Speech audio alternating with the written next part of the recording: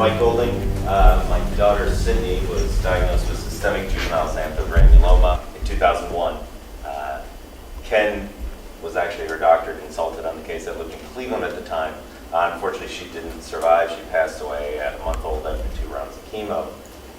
But since that time, I've been a little involved in the HISTIO community. We're going to try to let you folks know about what we at the HISTIO Cure Foundation are hoping to do to help Ken and Carl and some of the other researchers in this country and around the world in the fight against HISTIO. One of the big changes we wanted to make with the HISTIO Cure Foundation is we wanted money to go purely to research, period. The board is made up of 100% volunteers, so there's no money being spent on the board. It's parents, it's grandparents, it's people that have been impacted by the disease that really care about it. They're people that have been involved for a very long time. And the real thing that we're looking to do is kind of join together at this point to figure out how to just drive to a cure. We don't want to talk about just the treatments and the rest. We really want to find that cure and get that going. 10 years. So how do we find a cure in 10 years? And that just means we have to find much, much larger chunks of money to dump into the right places to go get that and to find that. So that's the goal. We want to do a better job of explaining where the money's going, what the research was, and coming back and telling people, here's what we got out of it. And by doing that, we think we actually have an opportunity to go tell that story and maybe get some corporate donors and some other people to come forward. But we really like to be able to put the dream teams together. It doesn't always have to be one location. How do we find the guys that are doing the best work and get them working together through the way we fundraise things and look at consortiums of research as we go through. We think that's excellent. Fortunately, the way our government is these days, and the economy is, there isn't a lot of NIH funding. They're very likely to cut NIH funding. In particular, they're going to cut pediatric cancer funding, more so pediatric cancer and rare disease funding, which in the past is where Dr. McLean had gotten an NIH grant. We have to push and fight for every dollar we get for pediatric cancer and hematology research, and it's not easy. It's an uphill fight.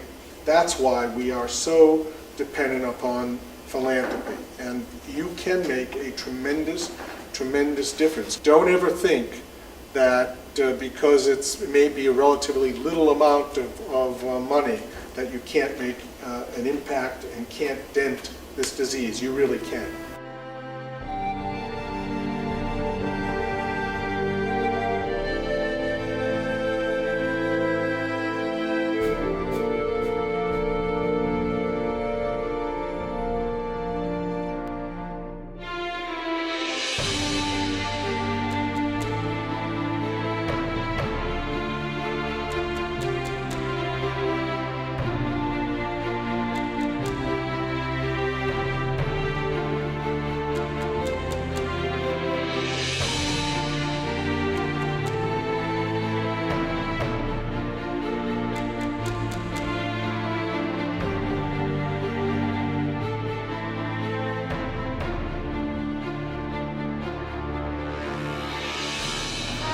Every 3 weeks I go to my doctors and they put medicine in my port. I have a disease that's called histiocytosis. I know it is hard to explain, but it is in my blood. But I do not want to leave school. We are all best friends. When did you write that? Yesterday.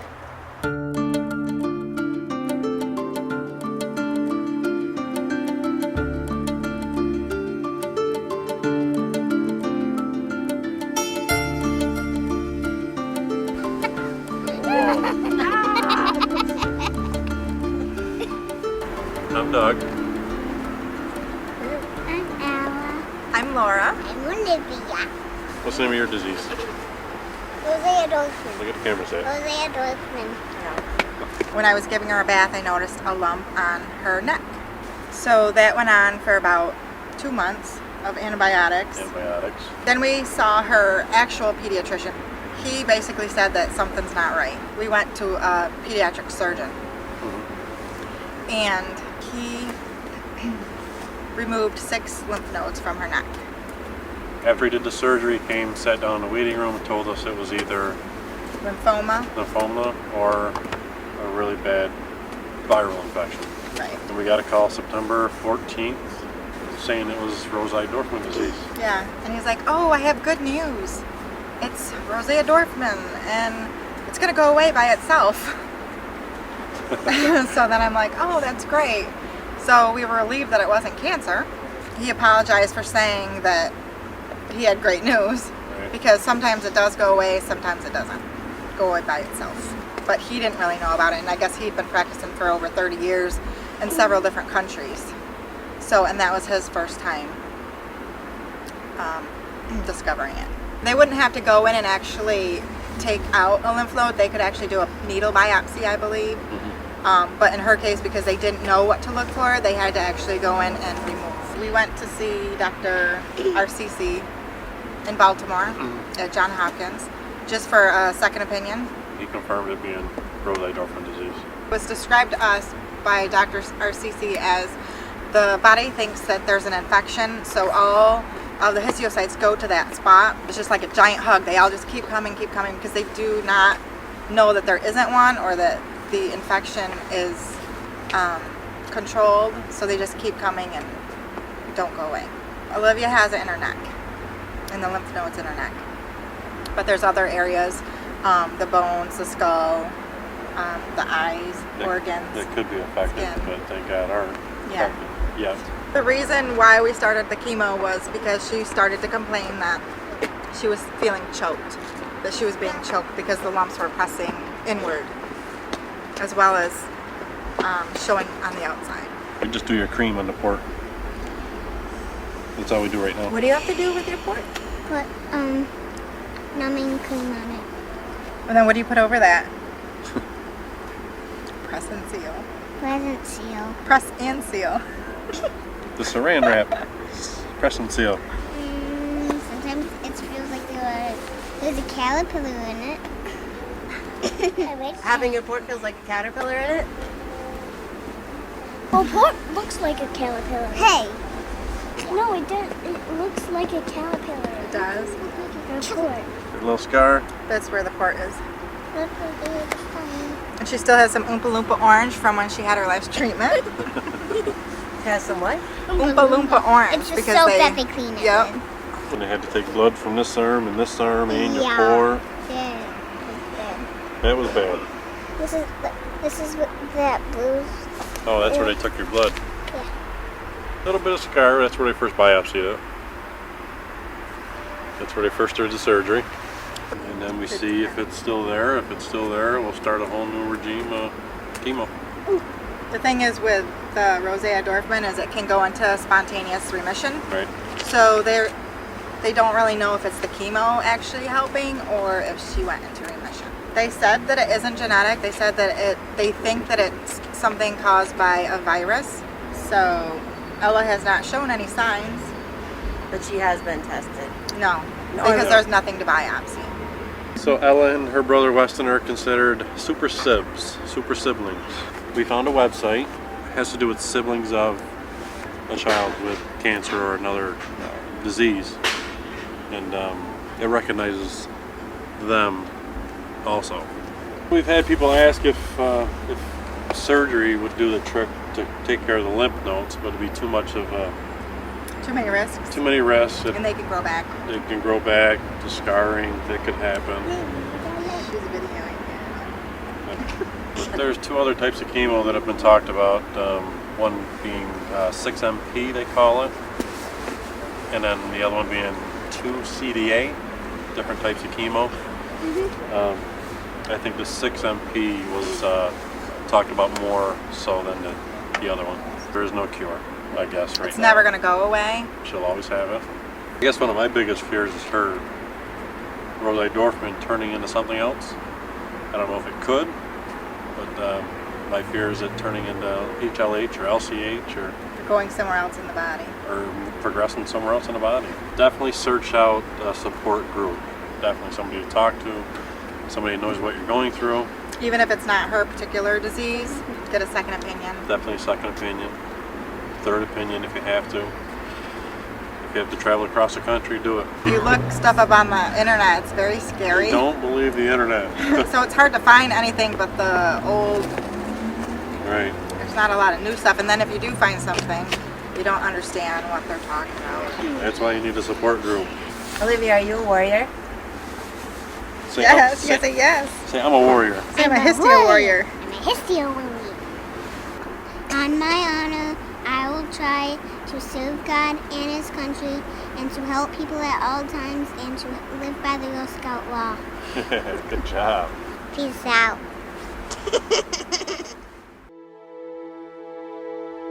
In terms of HISTIO, I would venture to say that ECD would probably be the rarest of the HISTIO group.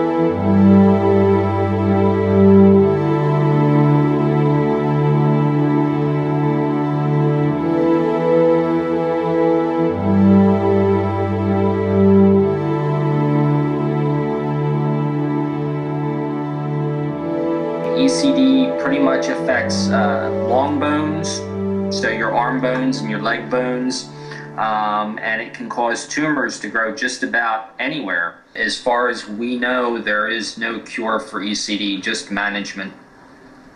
I know that ECD can affect the eyesight. It doesn't usually make people lose their eyesight. I'm the only one in the world that we know of that has gone blind from ECD. It's not the eye that's damaged, it's the optic nerve. So if you think of a light switch, it's the wiring to the switch that got damaged, not the light bulb itself. I found a lump on my head. It didn't go away after like 2 weeks, and I went to my family doctor. So he sent me to a neurosurgeon down in Philly, and he removed the lump from my head. So now I have titanium mesh in my head. He sent me for radiation treatment in the summer of '06. And in '07, I was diagnosed with the ECD.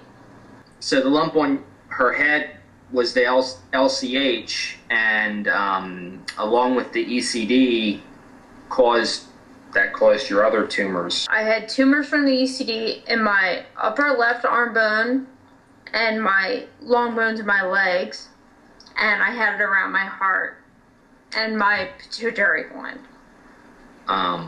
which is what caused the diabetes insipidus. Everybody really doesn't focus on the fact of the LCH with me. It's the ECD, because that was the one that caused more damage. I went to put the pericardial window in to drain fluid from around my heart because my lungs will absorb the liquid. And when they did that, my blood pressure bottomed.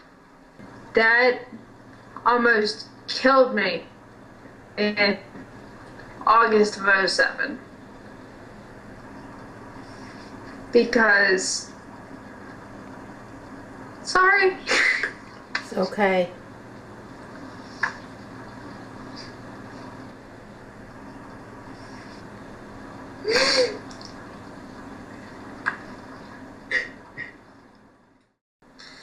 Probably September or October of 2007 that I finally lost my eyesight. I'm like, I can't see. So that's what happened with that. I was on chemo. I was on the 2-CDI, the cladribine, and then after that I was on interferon.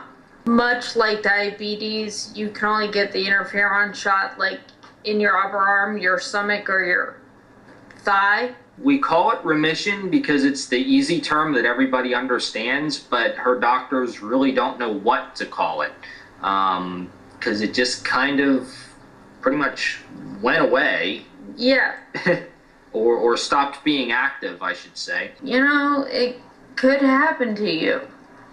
And people are like, well, what do you mean? It's like, everybody has histiocytes. It's like, it doesn't discriminate. The first, I guess you would call it, official date that we went on at a local mall, she decided not to use her wheelchair. I didn't know that. So Wow. I'm proud of her for that, and we worked at it real slow. When we met, Kit was doing a scuba demonstration about the Handicap Scuba Association, and we basically bumped into each other at the shop. Literally. My brother got his Is a certified diver. certification when I was like 14. That was the last thing I remember seeing before I lost my sight was his dive video from Florida. I just wanted to be in the water. She had already had the ECD, and she had already lost her eyesight. So what we keep reminding each other is the fact that she never really got a chance to see me before I decided to propose. Engaged. Sweet. Wait, hold that up. I'm going to get a close up. Beautiful. Don't give up. There are other people out there with rare conditions that, people think nobody's listening, and, we just have to, scream loud enough. Eventually somebody will hear us, and maybe they'll start paying attention a little bit more.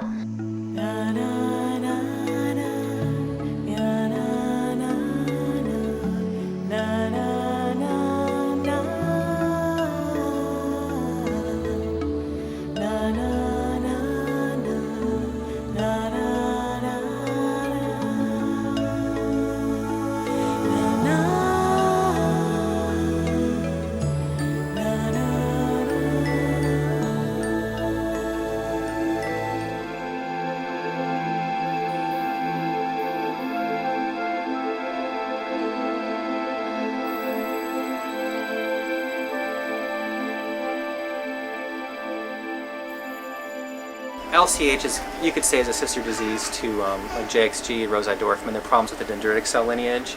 HLH, it is a problem with the macrophages, which are part of that same lineage, being overactive, but the cause of it really is fairly different. I think the more we understand about each disease, we'll understand how they all have different nuances and are slightly different, but I mean, it depends if you're a lumper or a splitter. I mean, you can make an argument either way.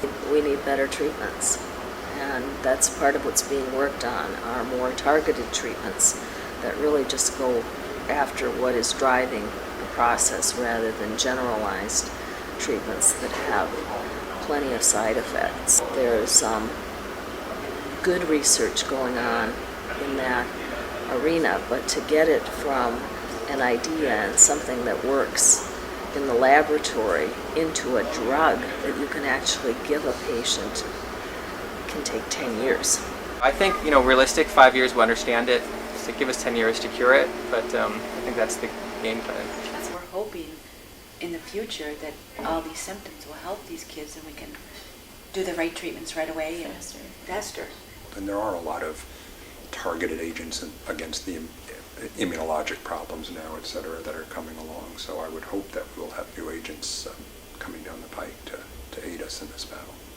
At this phase, our experiments are really at a place where we're doing kind of descriptive information, trying to say, are the different subcategories of LCH, can we find specific proteins in HLH, JXG, Dorfman, and then over the next couple years, the idea will be to move to functional assays. Can we make animal models or cell models? Can we get things into clinical trials? So I think we're at an explosive growth phase of the descriptive part, ready to move into some more functional assays. It's insane to even think about. That's why we have to get a lot further in this disease. Yeah, so I'm excited about the future, and if there's something good that can come out of this, I'm happy.